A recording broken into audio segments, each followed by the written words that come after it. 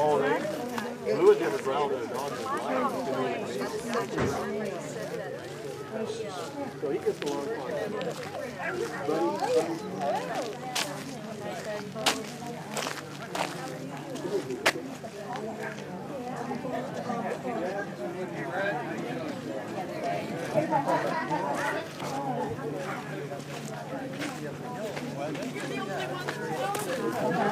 I'm amazed at this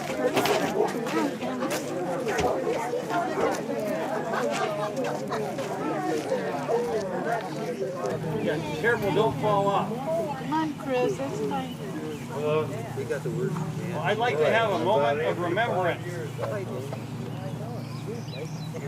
And I'd like to remember those of World War I and also of this World War I era canon.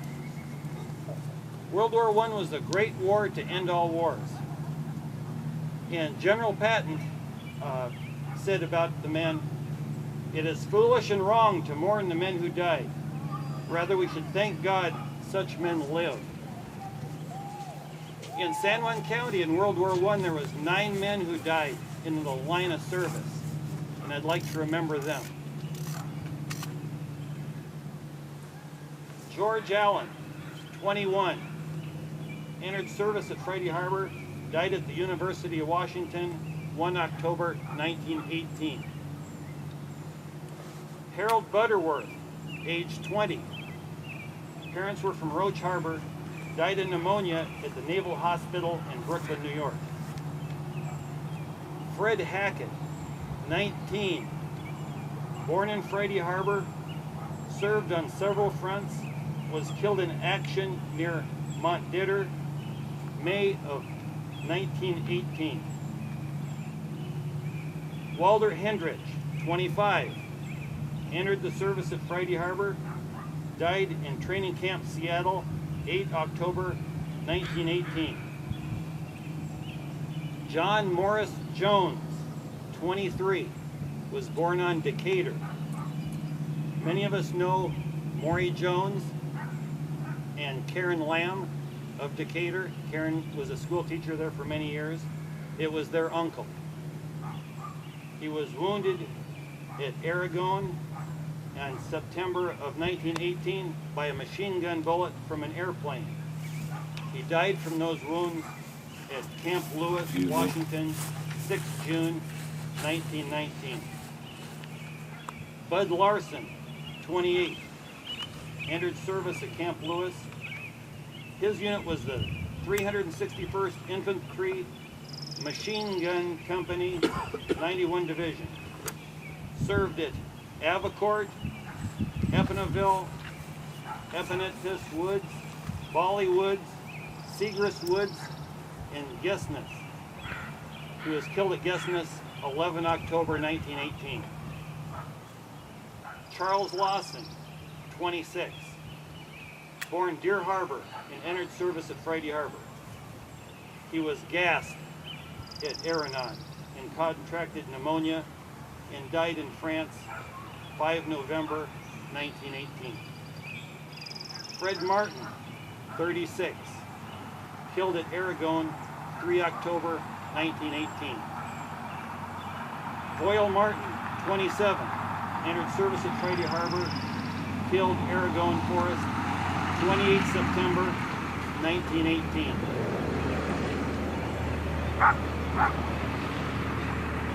Some of the World War veterans from Lopez, I have a list, and this is just some of them, and some of these names we know, and some were related to, or know people who are related to. C.E. Parker. These are all World War I veterans from Lopez. Jack Hallen, Otis Ayers, Walter Gallinger. When I came across Walter Gallinger's name, I happened to have a picture of him on my computer desk. He's standing next to my grandpa, so I knew Walter Gallinger. Louis Schultz, Leo Todd, Owen Higgins. I knew Owen Higgins, the nicest guy you'll ever meet. The barber on Lopez, you know, I asked him one time, well, where does a barber get his haircut? And he says, well, Otis Higgins gives him haircuts. Don Holman, Dan Forrest. Dan Forrest is Ron Norman's grandfather, is Shirley Norman's dad. Bill Burt, a cousin to Bob Burt. Malcolm McLeod. Malcolm McLeod, I knew him, great guy.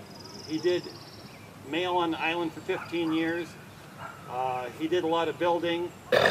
Fellowship House at the community church, he was instrumental in building it. They wanted to call it McLeod Hall, but he insisted not, so they called it the Fellowship House. Oscar Anderson, not that Oscar Anderson, a different Oscar Anderson. Amo Fagerholm. Most of these men from Lopez were partially responsible for bringing this cannon to Lopez Island in December of 1947. Why would those men bring an old war relic like this to Lopez? What was their intent? What was on their minds? What we do know is they brought it to Odlin Park for a reason. There are some people who'd like to move the gun to the museum where people could look at it from behind a fence. Some say it should go to the cemetery or to the old Legion Hall. But these men, they could have placed it there, but they didn't. They brought it to Odlin Park. In our busy lives, we often forget about the sacrifices that some men and women made in the past. This cannon is a visual reminder of those who fell for us. Did those men of the past want this cannon to be stuffed away somewhere where people couldn't enjoy it? No, they brought it to Odlin Park. Those men played on this cannon. Those stories you hear are true. I have witnesses. Doug Franklin's birthday party, different times when those men saw if this cannon was functional. Those men played on this cannon. Those men took their children to this park to play on this cannon. They wanted it in a park so people could play on it. So when your children or grandchildren are playing on this cannon, think of those men who sacrificed and those that gave their lives so that we could be free. Thank you.